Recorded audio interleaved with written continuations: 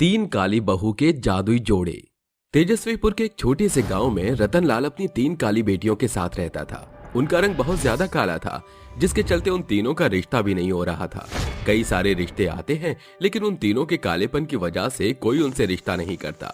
एक दिन एक पंडित रतनलाल के पास आता है और उससे कहता है, अरे भाई साहब, ऐसा रिश्ता लेकर आया हूँ कि आप सुनते ही पागल हो जाओगे। ऐसी क्या बात है जो मैं पागल हो जाऊंगा? अरे तुम्हारी तीनों बेटियों के लिए रिश्ता मिल गया है। तुम कहो तो रिश्ते की बात आगे बढ़ाऊं। अगर तुमने रिश्ता देखा है तो कोई अच्छा ही होगा पंडित जी। तुम फौरन मेरी उन लोगों से बात करवा दो। पंडित रतनलाल की बात उर्मिला और उसके तीनों बेटों से करवा देता है। जैसे ही रतनलाल अपने होने वाले तीनों दामादों को देखता है, वो बहुत खुश हो जाता है। उर्मिला रतनलाल से कहती है, भाई साहब देखिए, हमें आपकी लड़कियां बहुत पसंद हैं।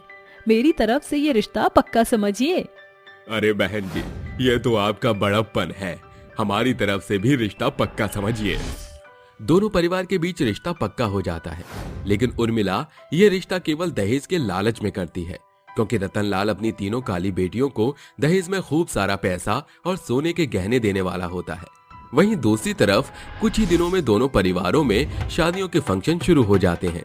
देखते ही देखते वो दिन भी आ जाता है जिस दिन रतनलाल अपनी तीनों बेटियों की शादी उर्मिला के बेटों से करने वाला होता है। अरे मेरी बेटियों, तुम मुझे जान से प्यारी हो। पता है, जब तुम्हारी माँ तुम तीनों से बहुत प्यार करती थी और वो तुम्हारी शादी अपनी आंखों के सामने देखना चाहती थी, लेकिन ऊपर वाले ने उसे अपने पास बुला लिया। जाने से पहले तुम्हारी माँ ने तुम तीनों बहनों के लिए ये साड़ियां खुद अपने हाथों से बनवाई थी और वो चाहती थी कि तुम तीनों बहनें अपनी शादी के जोड़े में अपनी माँ की हाथों की बनाई हुई ये साड़ियां पहनो। अगर ऐसी बात है तो पिताजी, मैं अपनी माँ की निशानी जरूर पहनूंगी। हाँ, हमसे बहुत ज्यादा प्यार करती थी माँ। उनकी आखिरी इच्छा को पूरा करना हमारा कर्तव्य है। इस साड़ी को पहनने के बाद मुझे ऐसा महसूस होगा जैसे मैं अपनी माँ के आंचल में हूँ। मैं यह साड़ी जरूर पहनूंगी पिताजी। कुछ ही देर में रेखा, रूपा, ममता तीनों ही अपनी माँ की बनाई हुई साड़ियां पहनकर मंडप में आ जाती हैं। जिसके बाद पंडित मंत्र पढ़ना शुरू करता है और वो तीनों अपनी पतियों के साथ फेरे लेने लगती हैं। लेकिन तभी अचानक से रेखा की साड़ी के पल्लू से एक रोशनी निकलती है, जिसमें कई सारे सोने के सिक्के निकलते हैं। वहीं दूसरी तरफ रूपा की साड़ी से कई सारी अलग अलग प्रकार की साड़ियां निकलने लगती हैं और ममता की साड़ी में से भी कई सारे अलग अलग प्रकार के पकवान निकलने लगते हैं। ये सब देखकर गांव के सभी लोग हैरान रह जाते हैं। हे भगवान, ये सब क्या हो रहा है? आखिर ये चमत्कार कैसे हुआ? लगता है ये साक्षात देवियां हैं। अपनी साड़ियों से ये जादू देखकर वो तीनों भी हैरान रह जाती हैं और डरने लगती हैं। तभी उन साड़ियों के अंदर से एक आवाज आती है, हम कोई मामूली साड़ियां नहीं है, हम जादुई साड़ियां हैं। तुम्हारी माँ ने इन साड़ियों को तुम्हारे लिए बनाया था, लेकिन जिस रेशमी धागे से उन्होंने साड़ी के ऊपर कढ़ाई की थी वह जादुई धागा था, जिसके चलते यह साड़ियां भी जादुई साड़ियां बन गई हैं। जो भी हमारा इस्तेमाल करता है, हम उसकी मदद करते हैं। आज के बाद तुम जब भी हमसे कुछ मांगोगी तो हम तुम्हारी मदद जरूर करेंगे। ये सुनकर वो तीनों बहुत ज्यादा खुश हो जाती हैं। जिसके बाद उर्मिला अपनी तीनों बहुओं को अपने साथ अपने घर ले आती है। अरे बहू, तुम तीनों की यह जादुई साड़ियां बहुत ज्यादा कीमती हैं। एक काम करो, इसे उतार कर मुझे दे दो। मैं इन्हें अच्छे से संभाल कर रख दूंगी। नहीं माँ जी, ये हमारी माँ की आखिरी निशानी है। मैं इसे आपको नहीं दे सकती। हमारी माँ ने बहुत ही प्यार से इन साड़ियों को हमारे लिए बनाया था। अगर हम इन्हें आपको दे देंगे तो हमारी स्वर्गीय माँ को बहुत बुरा लगेगा। अपनी तीनों बहुओं की ये बात सुनकर उर्मिला अपना मुंह चढ़ा लेती है। जिसके बाद उसके तीनों बेटे अपनी अपनी पत्नियों को अपने कमरे में ले जाते हैं। लेकिन उर्मिला के मन में साड़ियों को लेकर लालच आ जाता है। उर्मिला अपने कमरे में जाती है और अपने आप से कहती है, अगर एक बार मुझे इन तीनों की यह जादुई साड़ियां मिल जाएं, तो मेरे जितना अमीर इस दुनिया में और कोई नहीं होगा। उर्मिला रोजाना किसी तरह रूपा, रेखा और ममता से उनकी साड़ी मांगने की कोशिश करती है, लेकिन वो तीनों उर्मिला को साड़ियां छूने भी नहीं देती, जिसके चलते अब उर्मिला अपनी तीनों बहुओं के ऊपर अत्याचार करने लगती है। ये सब क्या है? इतनी गंदगी! अरे इतनी गंदगी तो मेरे घर में पहले कभी नहीं थी। जब से तुम तीनों आई हो घर में सफाई ही नहीं रहती। अरे माँ जी, अभी सुबह ही मैंने पूरे घर में डस्टिंग की है। कोई नहीं बहन, हम दोबारा से डस्टिंग कर लेते हैं।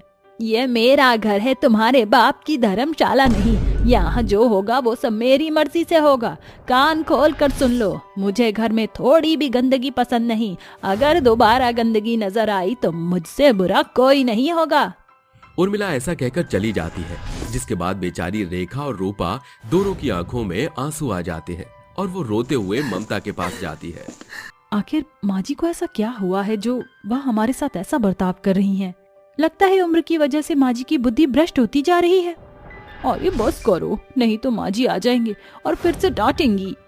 उर्मिला के आने के खौफ से वो तीनों झटपट सारे काम कर लेती हैं, जिसके बाद उर्मिला को फिर भी चैन नहीं मिलता और वो बिना वजह ही अपनी तीनों बहुओं को उल्टा सीधा सुनाने लगती है। अरे जब से इस घर में आई हो तुम तीनों, तब से हमारे घर का बेड़ा गर्क हो गया है। मैं तो कहती हूँ यहाँ से निकल जाओ और दोबारा लौट कर कभी मत आना। एक तो इतनी काली हो, ऊपर से मेरे इतने सुंदर बेटों से मैंने तुम्हारी शादी करवा दी, उसके बाद भी मुझे कुछ हासिल नहीं हुआ। आखिर आप हमसे चाहती क्या हो? हम ऐसा कुछ नहीं करते जिससे आपको गुस्सा आए, फिर भी आप हमेशा जलीकटी सुनाती हो हमें। ओहो, भला हिम्मत तो देखो तुम्हारी कितनी हो गई है। इससे पहले तुम तीनों मेरे सिर पर तांडव करो, अभी के अभी मेरे घर से बाहर निकलो। उर्मिला अपनी तीनों बहुओं को धक्के मार कर घर से बाहर निकाल देती है, जिसके बाद उसकी तीनों बहू रोते हुए सड़क के किनारे पर चलने लगती हैं। माँ जी ने हमारे साथ ऐसा क्यों किया? आखिर हमारी गलती क्या थी? अब तो हमारे पास हमारी शादी के जोड़े के अलावा और कुछ भी नहीं है। ये जादुई जोड़े आज हमारे बुरे वक्त में हमारा साथ दे सकते हैं। चलो इन्हें पहनते हैं। एक एक करके वो तीनों अपनी जादुई साड़ियां पहन लेती है, जिसके बाद रेखा की साड़ी के पल्लू से सोने के सिक्के निकलने लगते हैं, तो दूसरी तरफ रूपा की साड़ी के अंदर से कई सारी अलग अलग डिजाइन की साड़ियां निकलने लगती हैं। वहीं तीसरी तरफ ममता की साड़ी के पल्लू से खूब सारा खाना निकलने लगता है। वो तीनों सोना ले जाकर सुनार को दे देती हैं और उसके बदले सुनार से पैसे ले लेती हैं, जिसके बाद वो तीनों अपने लिए घर खरीदती हैं और उसमें रहने लगती हैं। वहीं दूसरी तरफ वो तीनों इतना सारा खाना गरीबों में बांट देती हैं और अपनी खुद की एक साड़ियों की दुकान खोलती हैं। हमारे कालेपन की वजह से हमारी सास ने हमारे ऊपर अत्याचार किए और हमें घर से निकाल दिया, लेकिन हमारी माँ की जादुई साड़ियों ने हमारी जिंदगी की सभी परेशानियां दूर कर दी। अब हमें किसी की कोई जरूरत नहीं है। हम अपनी जिंदगी अपने तरीके से जी सकते हैं और आज के बाद हम अपनी जादुई साड़ियों की मदद से गरीब बेसहारा लोगों की मदद करेंगे। उस दिन के बाद से वो तीनों बहनें एक साथ खुशी खुशी रहने लगती हैं और अपनी जादुई साड़ियों की मदद से गांव के कई गरीब लोगों की मदद करती हैं। 3 गरीब बहुओं का जादुई बर्तन। पुराने खटिया पर पड़ी बीमार बूढ़ी तारा जोर शोर से खांस रही थी। वहीं उसकी तीनों बेवा बहुएं जूही, मधु, सीता उसके पास बैठी हुई थी। जीजी, सासू माँ की हालत तो धीरे धीरे बिगड़ती ही जा रही है, हमें इन्हें अस्पताल ले जाना पड़ेगा। ठहर जा बहू, अब बहुत देर हो चुकी है, मेरे अंदर चंद सांसें बची हैं। माँ जी, भगवान के लिए ऐसा मत कहिए, आपको अपनी बहू के लिए जीना होगा। हाँ माँ जी, अगर आपका साथ रहे कहाँ तो हम तीनों बहू इस गरीबी को भी मात दे जाएंगी। सीता ऐसा कह रही होती है कि उसकी सास दुखदाई दुनिया से हमेशा के खातिर आंखें मूंद लेती है। यह देखकर तीनों लाचार बहुओं की आंखों से आंसू की बदरा बरस पड़ती है।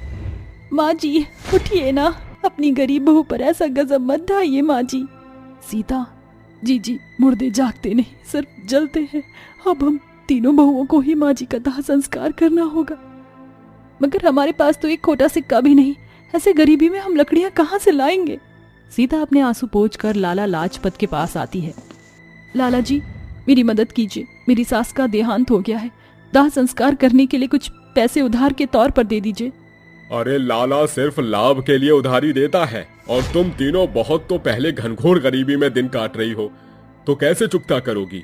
मूल और ब्याज कुछ गिरवी धरो और ले जाओ पैसे।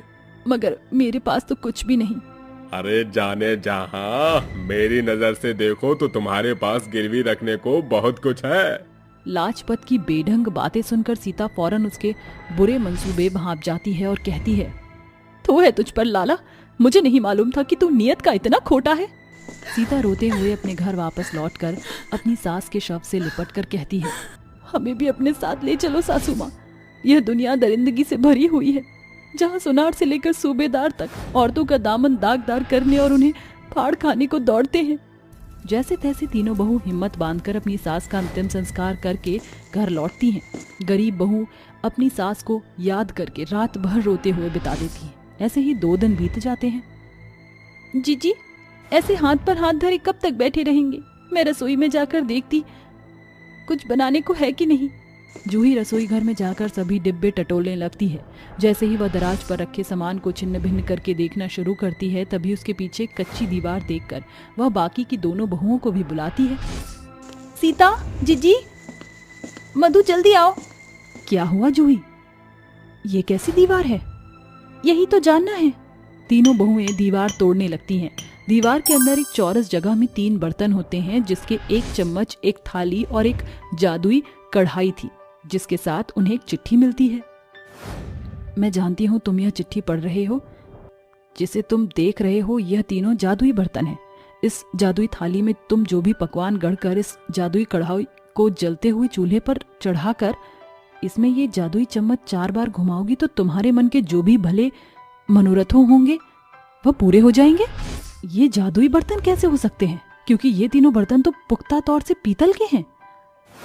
मगर मधु, इस चिट्ठी में लिखा है कि यह जादुई बर्तन है। हमें एक बार इन तीनों बर्तनों पर अपना पैतरा पैरवी आजमाना चाहिए।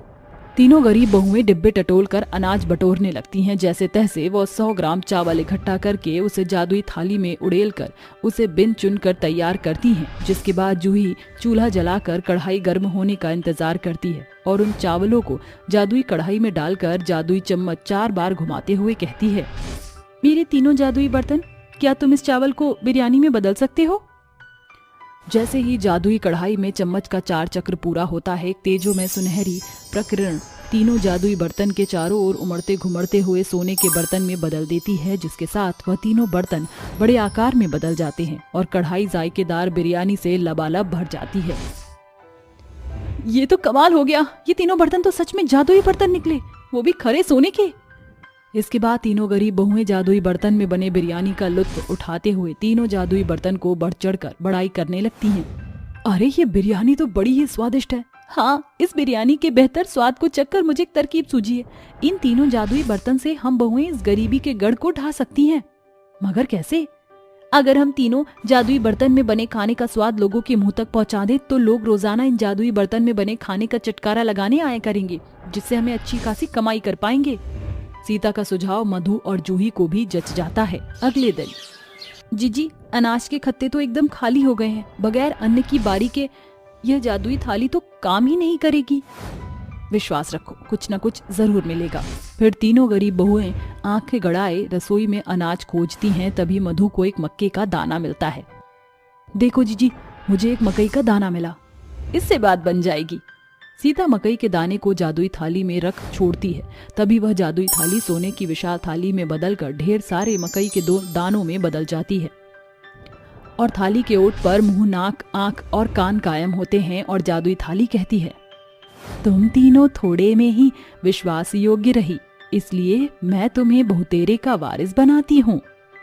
इसके बाद सीता मकई के दानों को जादुई कढ़ाई में डालकर जादुई चम्मच से 4 बार घुमाकर कहती है, हमारे जादुई बर्तन, मुझे इस मकई की रोटियां चाहिए। तभी वे दोनों बर्तन भी सोने के बड़े बर्तनों में बदल जाते हैं और कढ़ाई के अंदर से मक्के की रोटियों का थाक थाली में सज जाता है और तीनों बहू आंगन के पनपे हुए सरसों के पत्ते से साग बनाकर उन्हें ठेले पर रखकर बाजार के नुक्कड़ पर खड़ी होकर बेचने लगती हैं। गर्मा गर्म मक्के की रोटी और सरसों का साग खा लो, एक बार खाओगे बार बार आओगे। मक्के की रोटी की खुशबू पूरे बाजार में फैल जाती है, जिसके बाद लोग मक्के की रोटियों का लुत्फ उठाने के लिए लंबी चौड़ी लाइन लगा लेते हैं। अरे मुझे तो मक्के की रोटी और सरसों का साग खाना है। तीनों बहुएं मक्के की रोटी और सरसों के साग से सजी थाली ग्राहकों को देने लगती हैं। अरे वाह, क्या बात है, तुम तीनों के हाथ में तो जादू है। अरे पुराने दौर की यादें ताजा हो गई। हाँ दामोदर, ये खाना इतना मजेदार है जैसे कि जिन्न ने इसमें अपना जादू उतार दिया। पेट भर गया मगर मन है कि भरता नहीं। लोगों के मुंह से तारीफ सुनकर तीनों मन ही मन मुस्कुराने लगती हैं, क्योंकि वह जानती थीं कि खाने में जादू उनके जादुई बर्तन के कारण जो था, उस रोज उनकी खूब कमाई होती है। ऐसे ही हर एक दिन वह अपने जादुई 3 बर्तन में भांति भांति के खाने का तड़का लगाती हैं, जिससे उनकी कमाई हर दिन औसतन बढ़ती गई, जिसे उन्होंने सुंदर सा घर बना लिया। जीजी, कल तक हम तीनों बहू दाने दाने पर मोहताज थी और आज इस आलीशान घर की मालकिन है। हाँ मधु, ये सब कुछ हमारे 3 जादुई बर्तन से मुकम्मल हुआ है। हाँ, अगर यह जादुई बर्तन हमें नहीं मिलते तो हमारे हाथों में भीख का कटोरा होता। अब तक हम बहुओं ने अपनी जादुई बर्तन का प्रयोग पैसे कमाने के लिए किया, क्यों ना आज गरीबों को खाना खिलाकर पुण्य बटोरे। हाँ, ये उच्च विचार है। तीनों बहुएं अपने जादुई बर्तन का प्रयोग करती हैं। ए हमारे जादुई बर्तन, इन अनाजों को ग्रहण करके अपने भीतर से 56 भोग बरसाओ। जैसे ही वह प्रक्रिया समाप्त करती हैं, तीनों बर्तन पर तेजों में सुनहरी रोशनी प्रकट होकर उन्हें सोने में बदल देती है, जिन्हें लेकर बहुएं राहगीर गरीबों और मंदिर के सीढ़ियों पर बैठी भिखारियों में बांटती हैं।